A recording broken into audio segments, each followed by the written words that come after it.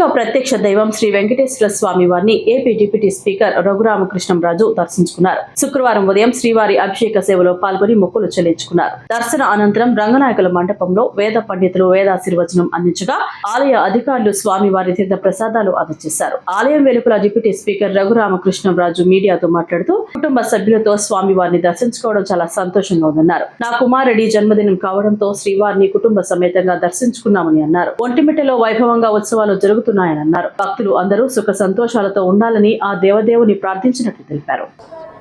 కుటుంబంతో స్వామివారి దర్శనం కోసం ఈరోజు నా కుమారుడి జన్మదినం కూడా కావడంతో ఈరోజు వచ్చి సకుటుంబంగా స్వామి దర్శనం చేసుకున్న అభిషేక దర్శనం. ఇవాళ ఒంటిమిట్టలో చక్కటి ఉత్సవం కూడా జరుగుతుంది. గౌరవనీయులైన ముఖ్యమంత్రి వర్యులు టీటీడీ ఆధ్వర్యంలో జరిగే వేడుకలు రాష్ట్రం విడిపోయిన తర్వాత రామనవమి ఉత్సవాలు అక్కడ అద్భుతంగా జరుగుతున్నాయి.